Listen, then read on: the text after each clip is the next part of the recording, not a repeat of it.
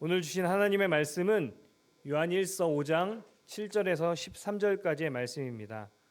저와 여러분이 함께 교독하시고 마지막 절은 합독하도록 하겠습니다. 증언하는 이가 셋이니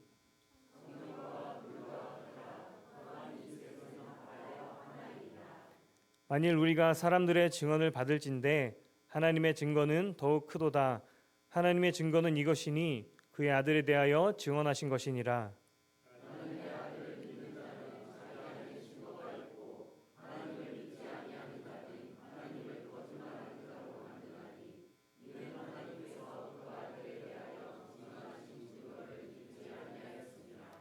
또 증거는 이것이니 하나님이 우리에게 영생을 주신 것과 이 생명이 그의 아들 안에 있는 그것이니라.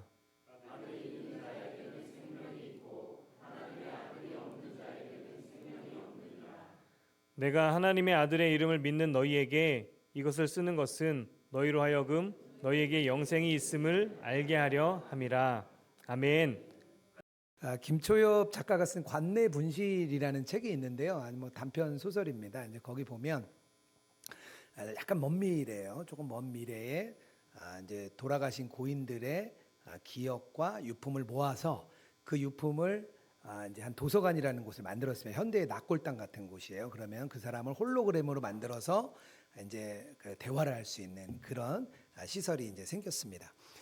그런데 이제 막상 실제로 이제 죽은 고인과 만나서 대화를 하니까 너무 좋았는데 이제 문제가 생긴 거예요. 과연 이게 이제 영생이냐, 영원한 생명을 사는 거냐, 그리고 이 사람이 과연 실제로 있었던 나의 부모님이고 또 자녀고 아이들이냐, 이거에 대한 이야기 막 가불방론이 엄청 이루어졌습니다. 결론을 내렸는데 어떤 거냐면 사람이라고 하면 서로 인격적인 관계를 누리면서 시간이 지날수록 변해야 되는데 어느 순간 딱 죽음의 시점에서 더 이상 그 사람의 인격이 변하지 않고 구성되어 있기 때문에 영생이라고 할 수 없고 그냥 홀로그램일 뿐이다. 그렇게 이야기가 전개되는 그런 내용입니다.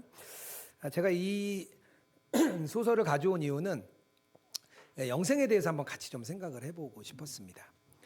그러니까 우리나라 성도님들이 생각보다 영원한 생명, 천국에 대한 믿음이 굉장히 작아요.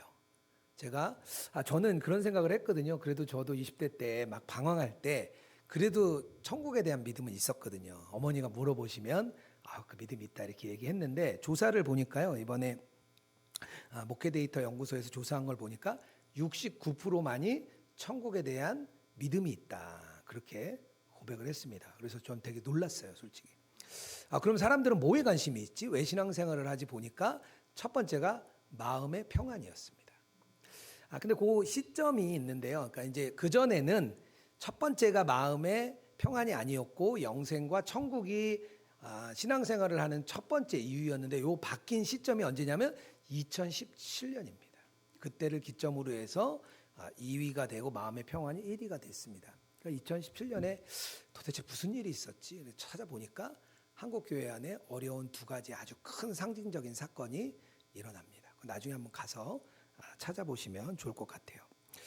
저는 이 결과를 보면서 신앙생활을 한다는 게 무엇일까? 우리가 이렇게 주일에 나와서 예배드리고 또 찬양하는 것은 도대체 무슨 의미가 있는 걸까? 우리에게 영원한 천국이 없는데 이곳에 와서 예배하고 또 하나님을 찬양하는 것이 어떤 의미가 있는 것일까? 많은 고민이 되었습니다. 그래서 오늘 저는 영생의 의미, 신앙의 참 의미가 무엇인가 같이 좀 찾아보고 싶었습니다. 먼저 영생이란 무엇인가 조금 정리를 하고 갈 게 필요한데요. 오늘 말씀에 의하면 사도 요한은 영생이 하나님의 아들 그리스도 예수 안에 있다고 말을 합니다. 11절에요. 또 증거는 이것이니 하나님이 우리에게 생명을 주신 것과 이 생명이 그 아들 안에 있는 그것이니라. 그러니까 영원한 생명을 주셨는데 그 생명이 어디에 있냐? 예수님 안에 있고 그 예수님으로부터 우리가 생명을 받고 그 생명이 영생이 된다. 그런 뜻입니다. 그러니까 예수님 안에 그 영생이 있는데 그 영생이 있다는 것, 생명이 있다는 것을 무엇으로 증언하냐? 오늘 말씀에 의하면 증언한 이가 셋인데 8절입니다. 성령과 물과 피라. 이 세 가지가 예수님 안에 생명이 있다고 이제 증언을 하고 있다는 겁니다. 그러니까 예수님이 생명을 가졌다. 그 말은 다시 말하면 메시아다. 뭐 그런 말씀이고요. 그 메시아가 주는 생명이 바로 영원한 생명이야. 이렇게 말을 하고 있는 겁니다. 여기서 물을 얘기하는 거는요. 이 부분이 굉장히 요한일서 해석에서 가장 어려운 부분이라고 많은 이제 주석가들이 이야기를 하더라고요. 근데 가장 유력한 해석이 물은 예수님의 세례를 말한다. 이렇게 표현하고 있습니다. 왜냐하면 예수님께서 세례 요한에게 요단강에서 세례를 받으실 때 공생애가 시작됩니다. 그리고 하나님이 어떤 목소리가 들리냐면 이는 내 사랑하는 아들이요 내 기뻐하는 자라. 그런 말씀이 하늘로부터 이제 들리죠. 근데 가만 생각하면 예수님은 세례를 받으실 필요가 없었거든요. 요한의 세례는 회개의 세례인데 예수님은 회개를 할 필요가 없는 분이시잖아요.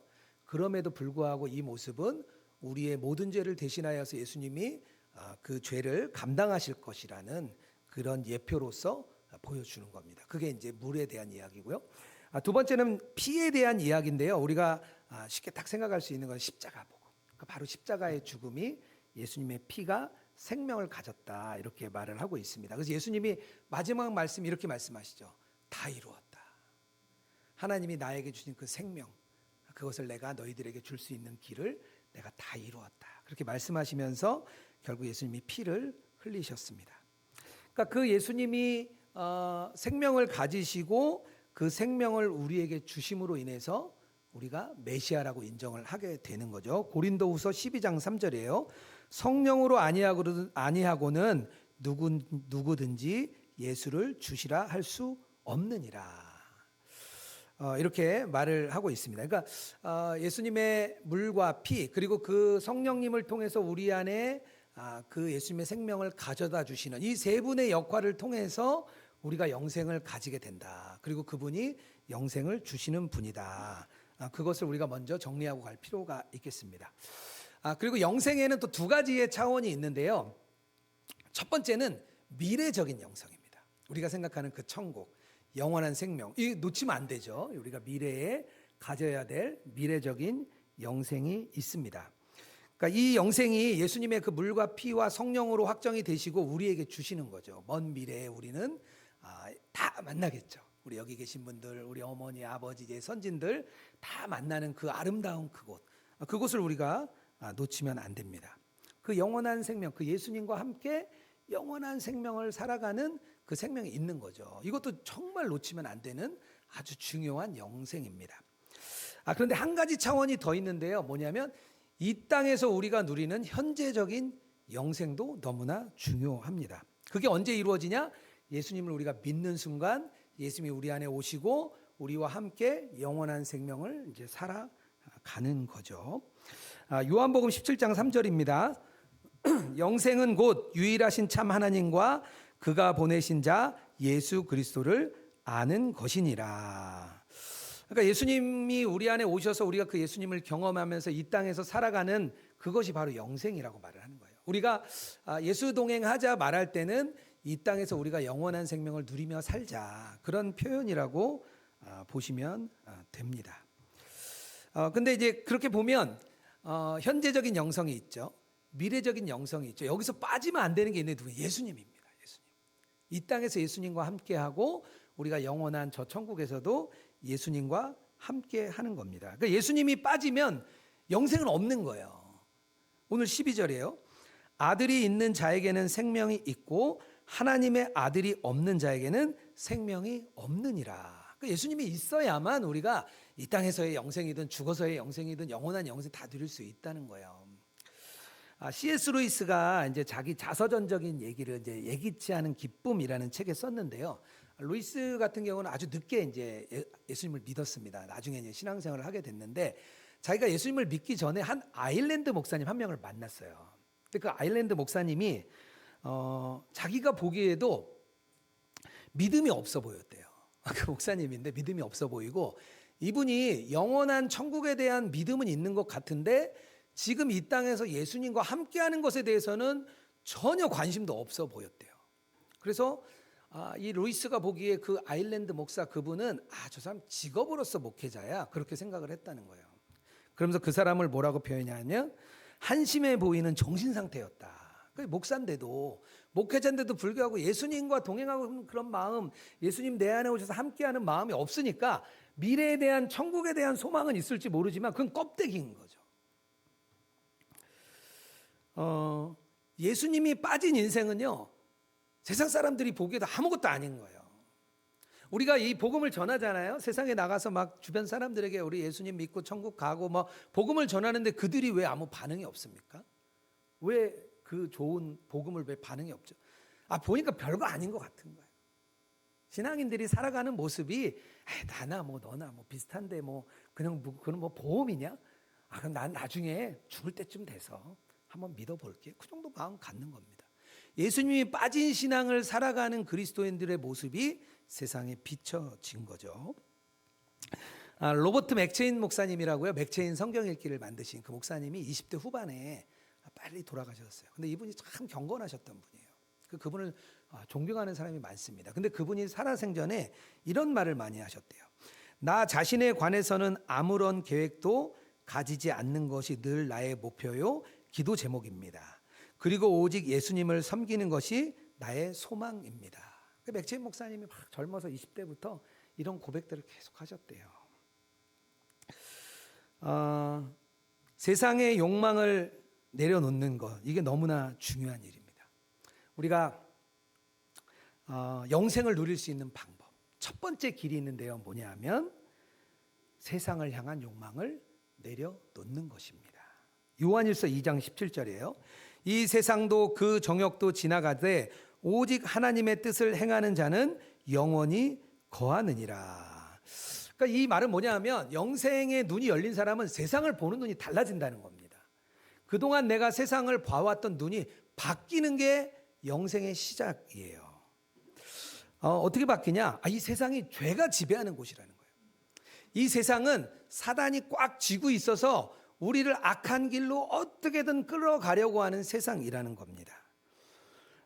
세상의 모든 사람이 결국에는 마귀와 사단의 종로로 타고 있다는 게 보이는 거예요. 눈이 열리는 거죠. 그러다 보면 세상은 내가 따라가야 될 곳이 아닌 겁니다. 그리고 세상에 있는 사람들이 안타깝게 느껴지는 거죠. 그 세상에 살아가는 그 명예를 위해, 승진을 위해, 자기 집 사기 위해서, 돈을 벌기 위해서, 자녀 교육을 위해 살아가는 사람들이 안타깝게 보이는 거죠. 막 그들이 좋아서 따라가는 게 아니라 안타깝게 보이는 거예요. 세상을 따라가 살면 성도님들 마음에 어떤 마음이 생기냐면 패배감이 찾아옵니다. 우리가 예수님 믿고 살아가는 세상 방식대로 막 따라가다 보면 어느 순간 갑자기 패배감이 느껴져요. 왜냐하면 주님이 우리 마음에 계셔서 막 근심하심을 막 넣어주시는 거예요. 여러분들은 세상에 대해 어떤 생각을 갖고 계십니까? 세상에 대한 태도는 무엇입니까? 나의 갈망, 오늘 내가 가지고 있는 갈망이 뭡니까? 내 마음을 보면 나의 세상에 대한 태도를 잘 알 수가 있습니다. 사도 바울이 고린도후서 4장 18절에 이렇게 말합니다. 우리가 주목하는 것은 보이는 것이 아니요 보이지 않는 것이니 보이는 것은 잠깐이요 보이지 않는 것은 영원함이라. 아멘이죠. 우리가 보이지 않는 세상을 향해서 보이는 세상을 향해 가는 게 아니라 보이지 않는 세상을 향해서 달려가는 게 그리스도인의 마음입니다. 누가복음 12장에 한 사람이 예수님을 찾아왔습니다. 그 사람이 이렇게 물어봐요. 예수님, 우리 형에게 좀 명해서 우리의 이 재산을 좀 나와 나누게 해달라. 그렇게 예수님께 이제 요청을 드립니다.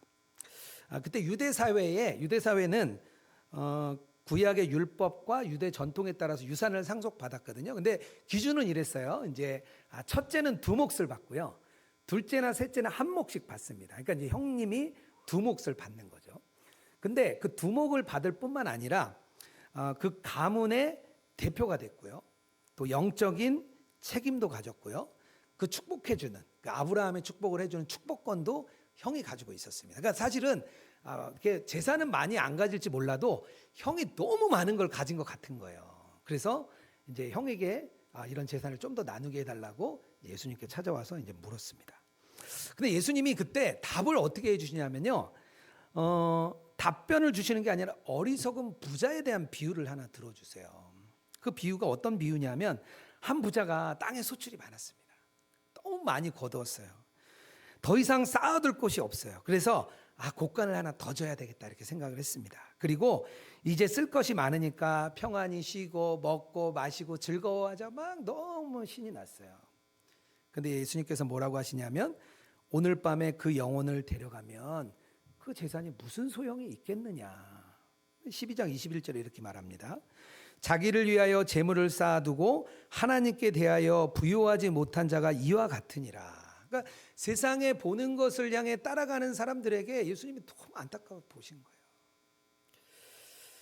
제가 2월에 미국 남부에 있는 교회들을 이렇게 탐방을 좀 하고 왔습니다. 온라인 교회를 제가 개척을 하고 이제 온라인 교회에 대해서 조금 더 알고 싶어서 미국 교회 탐방을 갔어요. 근데 가서 이제 옛날에 지인이었던 한인분들 가서 살고 계신 분들 몇 분을 만났습니다. 근데 그 지역에 굉장히 큰 한인 교회가 있었습니다. 근데 몇 년 전에 이제 후임자가 아주 젊은 목사님으로 바뀌셨어요. 근데 젊은 목사님으로 바뀌면 교회가 좀 어려움이 있는데 이렇게 잘 정착을 했습니다. 그래서 교회가 이제 그 목회자의 이양에 아주 순조롭게 되고 교회가 너무 좋았어요. 마침 또 교회가 50주년을 맞이했습니다. 그래서 목사님과 리더들이 모여서 우리가 50주년도 맞이하는데 우리 이 교회가 이 지역 사회를 위해서 무엇을 하면 좋을까? 그래서 이야기를 막 나눴어요. 오랫동안 대화를 나누고 결과를 발표했습니다. 이렇게 발표를 했어요. 우리는 이 도시를 위해서 지금 오래된 예배당 대신에 더 크고 새로운 예배당을 짓기로 결정했습니다. 성도들은 박수를 쳤고요. 주변에 있는 다른 교우들은 마음이 너무 어려워졌습니다. 교회가 50주년을 맞이해서 지역사회에 헌신하는 일이 고작 성전을 더 크게 짓는 것, 예배당을 더 크게 짓는 것, 그게 우리 성도들이 가진 마음입니다. 우리 마음이 세상의 것을 내려놓는 게 참 어려운 일이에요. 새로운 눈으로 세상을 바라보는 게 참 어려운 일입니다. 영생이라는 눈으로 세상을 바라볼 때 내려놔야 되는데 그 참 어려운 일이에요. 아브라함과 롯이 창세기 13장에 가면 둘이 이렇게 갈라서는 일이 나옵니다.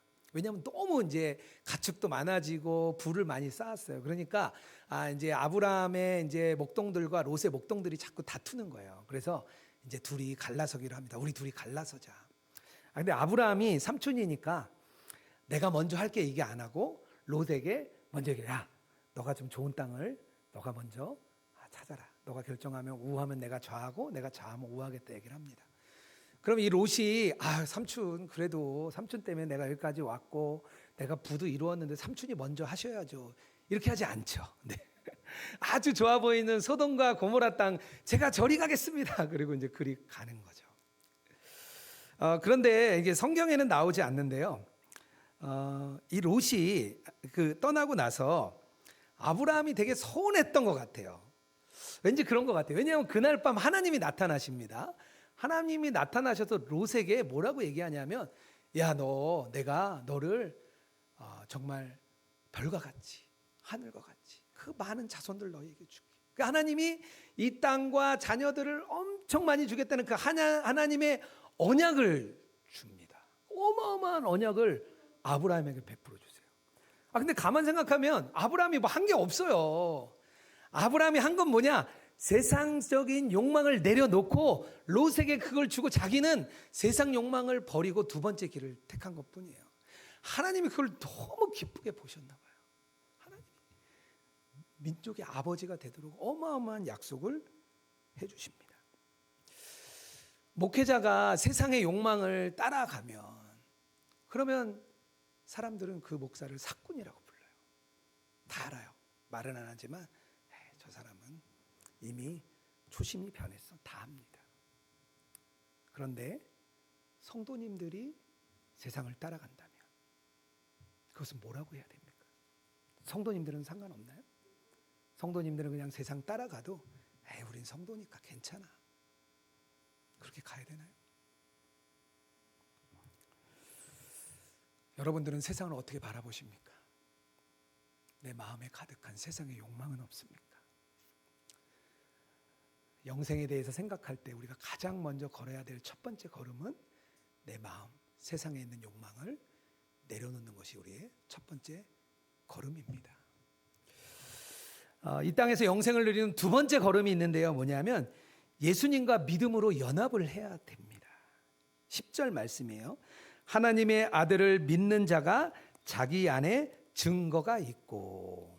그러니까 하나님을 믿는 사람은 자기 안에 믿음의 확신이 생기는 겁니다. 이게 생겨야 영생에 대한 확신이 생깁니다. 예수님과 이 연합하는 것, 예수님과 연합하는 것은 in Christ죠, in Christ. 근데 예수님과 연합하는 게 사실은 어려운 일이에요. 눈에 보이는 것도 아니죠. 뭐 느낌으로 경험되어지는 것도 아니죠. 전혀 어려운 이야기입니다. 그런데 그 예수님과 그 연합하는 그 길은 우리가 예수님 안에, 예수님이 우리 안에 있는 게 예수님과 연합이라고 말합니다. 그게 in Christ거든요. 두 가지 기둥이 다 서 있어야 돼요. 우리가 예수님 안에 있고 예수님 안에 거하는 것, 예수님 안에 거하는 것이 필요하고요. 또 하나 예수님이 우리 안에 오셔서 우리 안에 거하는 것이 필요합니다. 여기서 거한다라는 말은요, 메노라는 단어예요. 그건 무슨 뜻이냐면 집으로 삼다라는 뜻이에요. 우리가 예수님을 집으로 삼고요. 예수님이 우리를 집으로 삼는 겁니다. 우리 아이들이 있죠. 아이들이 밖에 나가면 저녁에 어디로 오죠? 집으로 다 돌아옵니다. 집은 그런 곳이에요. 이 두 기둥이 서 있어야 돼요. 우리가 예수님 안에, 예수님 우리 안에. 한쪽 기둥이 무너지면요, 이 그리스도와 연합이 일어나지 않습니다. 그래서 이 어려운 표현을 성경에서 쉽게 얘기해 주기 위해서 포도나무와 가지를 보여주시는 겁니다. 요한복음 15장 5절이죠. 나는 포도나무요, 너희는 가지라. 예수님 우리의 포도나무, 우리는 가지가 되는 겁니다. 여기서 가지는 어린 가지를 말합니다. 다시 말하면 접붙여진 가지예요. 접붙여진 가지. 이 표현이 시편 80편 8절에서 9절에 굉장히 잘 나옵니다. 제가 한번 읽어볼게요. 주께서 한 포도나무를 애굽에서 가져다가 민족들을 쫓아내시고 그것을 심으셨나이다. 주께서 그 앞서 가꾸셨으므로 그 뿌리가 깊이 박혀서 땅에 가득하며. 그러니까 하나님이 우리를 접붙여 주시고 그것에 대해서 생명과 수분과 양분을 우리에게 막 주시면서 우리가 열매를 맺을 수 있도록 해주신다는 게 바로 오늘의 그 말씀이에요. 그럼 우리가 할 게 뭐죠? 믿는 거죠. 믿는 거. 예수님이 나와 함께 하시고 나와 동행하시고 우리가 예수님 안에 있는 걸 우리가 믿는 거죠. 우리의 믿음이 너무나 필요합니다. 그 믿음이 생기면 연합이 되는 거예요. 연합된다는 건 묶인다는 거거든요. 예수님과 우리가 묶이는 거예요. 하나로. 예수님과 우리가 하나가 돼서 묶이는 것을 말합니다. 그래서 그 포도나무로부터 우리가 양분을 맺고 열매를 맺는 거예요. 그 그림을 그리면은요, 우리는 거꾸로 달린 포도나무예요. 하늘이 포도나무고요. 우리는 그 밑으로 달린 가지입니다. 그 가지 안에 우리가 열매가 막 맺혀져요. 그 열매는 누가 먹는 거죠? 가지가 먹나요? 다른 사람이 먹는 거예요. 우리를 통해서 열매를 맺어지면 다른 사람이 막 유익을 누립니다. 그래서 하나님을 통해서 은혜를 받고 우리가 열매를 맺으면 그 열매가 흘러가게 되어 있습니다. 그래서 그 영생을 얻는다는 것은 예수님과 이렇게 연합하는 거고요. 예수님의 생명이 내 생명 되는 거죠. 다른 말로 우리의 표현으로 하자면 예수님의 삶이 내 삶이 되는 겁니다. 그 예수님의 삶이 내 삶이 되니까 어떤 일이 일어나죠? 열매가 맺혀지고 그 열매를 사람들이 막 먹으면서 은혜도 누리고 영광도 누리고 우리가 그런 역할이 되는 거예요. 이게 이 땅에서의 영생인데요. 이것을 못 누리는 사람은요, 미래에도 영생이 있다고 보장할 수 없습니다. 물론 하나님의 은혜가 너무 크죠. 구원의 역사가 너무 크죠. 그런데 미래의 영생을 보장할 수 없어요. 이 땅에서 아무런 증거가 없는데, 아무런 확증도 없는데 어떻게 알겠습니까? 예수님의 삶이 내 삶이 안 됐는데 어떻게 영생을 얻었다고 말할 수 있겠습니까? 톨스토이가 사람은 무엇으로 사는가라는 이제 단편 소설이 있습니다. 거기 가난한 구두공 이야기가 나와요. 얼마나 가난한지 구두공의 그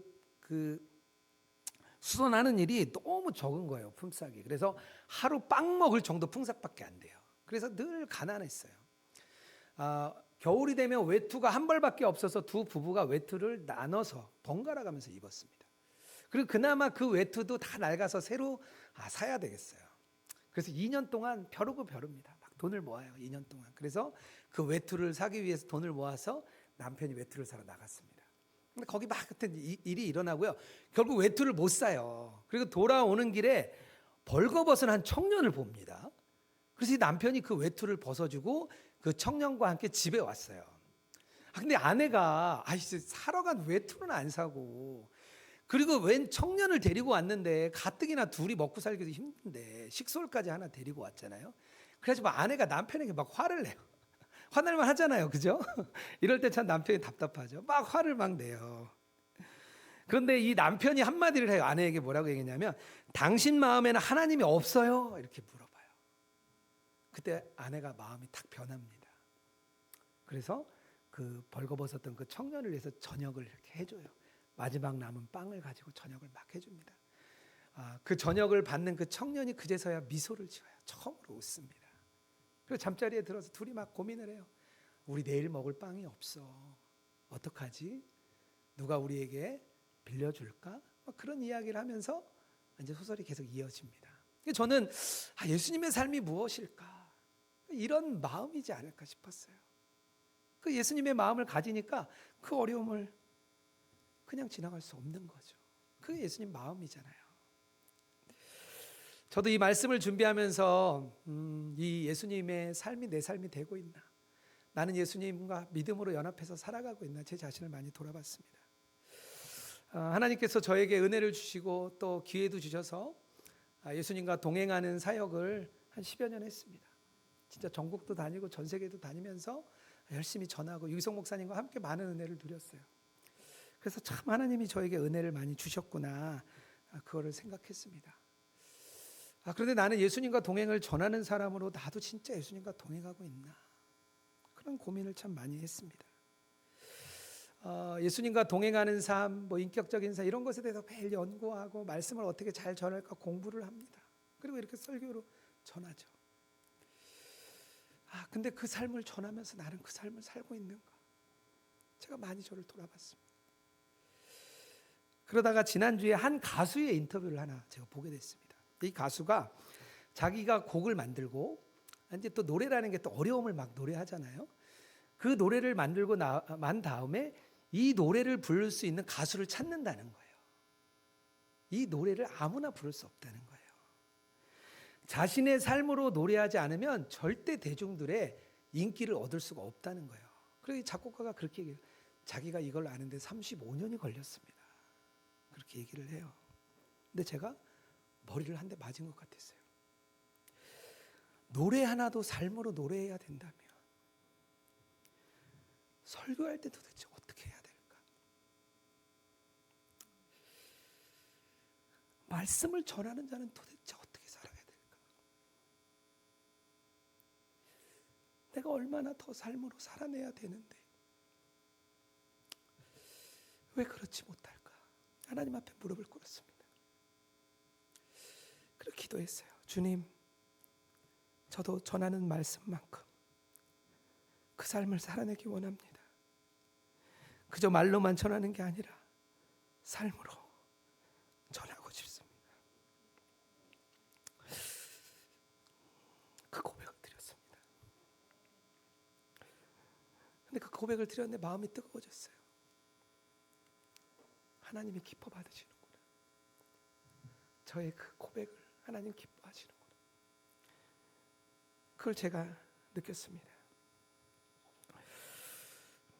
여러분들 어떻습니까? 예수님의 삶을 살고 싶으십니까? 예수님과 연합된 삶을 살고 싶으십니까? 영원한 생명은 그것으로 시작합니다. 예수님의 삶이 내 삶이 되면 우리가 이 땅에서 영생을 누리고 죽어서도 그 주님과 영원히 동행하는 영생을 누리게 됩니다.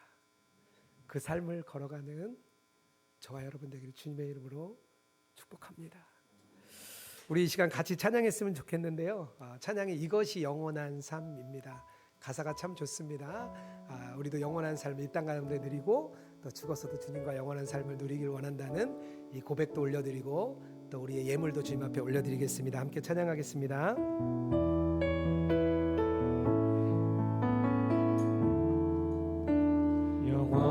사귐에 날 초대하시네. 다 함께 일어나서 찬양하겠습니다. 주님을 누리며 사는 것 날 지으신 대로 날 지으신 대로 날 부르신 대로 주님과 함께 걷는 삶 영원한 사귐에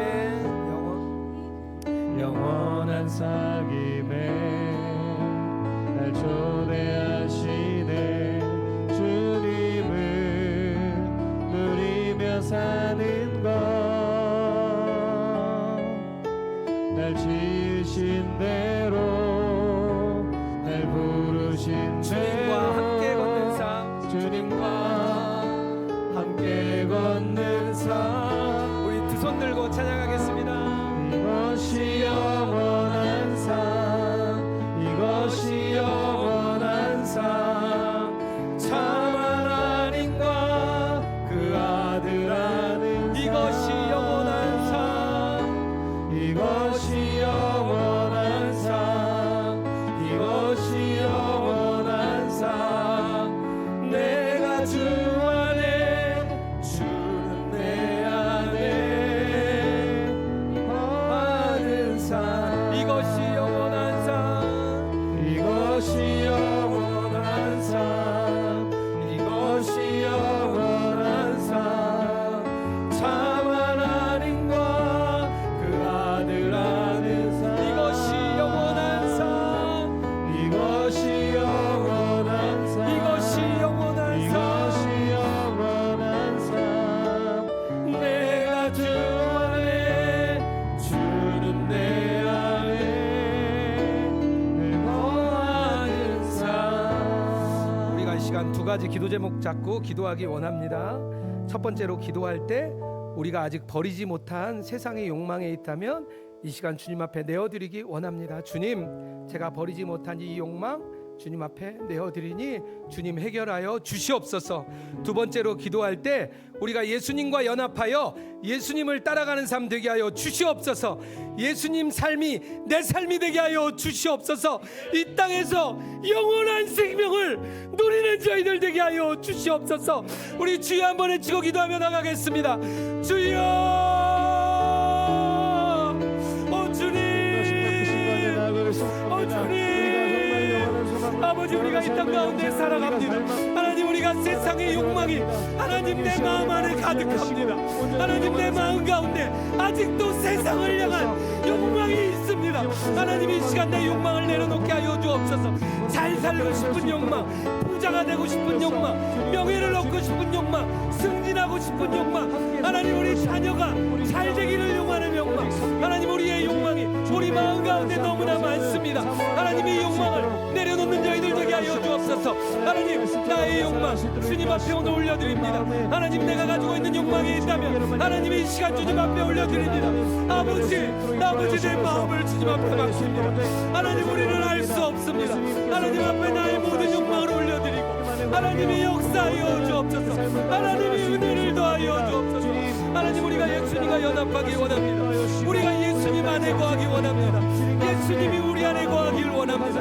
하나님, 우리가 예수님과 거하는 삶, 하나님 그 삶을 살아가게 하여 주옵소서. 하나님, 온전히 예수님과 거하는 삶이 내 삶이 되기 원합니다. 하나님, 그저 그렇게 살고 싶지 않습니다. 하나님, 이 땅 가운데 대충 살다 가고 싶지도 않습니다. 하나님, 정말 예수님의 삶이 내 삶이 되게 하시고 하나님의 은혜가, 하나님의 역사가 내 삶 가운데 이루어지게 하시고 예수님을 닮은 삶이 내 안에 일어나는 역사 있게 하여 주옵소서.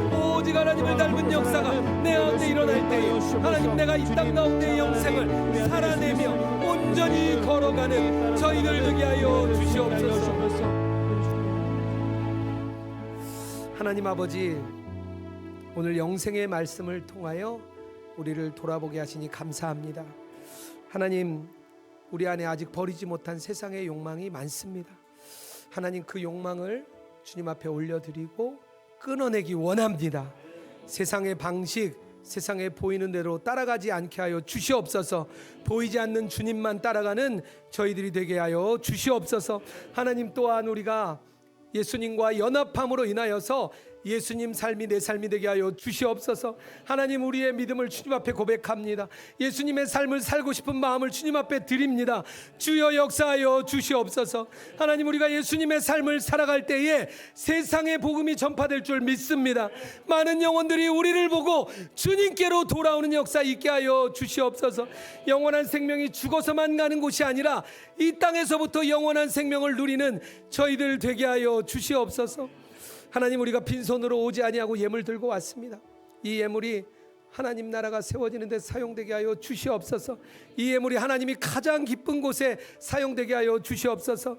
하나님, 또한 예물 드린 손길 축복하여 주시고 물질로 인하여 어려움 당하지 않게 하시고, 하나님 그 어려움을 주님께서 붙잡아 주시고, 정말 과부의 투랩돈 같은 마음으로 드린 그 예물이 하나님의 기뻐 받으시는 그런 예물이 될 수 있도록 인도하여 주시옵소서. 이제는 우리 주 예수 그리스도의 은혜와 하나님 아버지의 사랑과 성령의 교통하시고 동행하심이 이 땅에서부터 예수님과 연합하여 영생을 누리며 살아가기 원하는 우리 예수동행교회 모든 성도들과 이 땅 위에 주의 백성 위에 이제로부터 영원토록 함께 하시기를 축원하옵나이다. 아멘.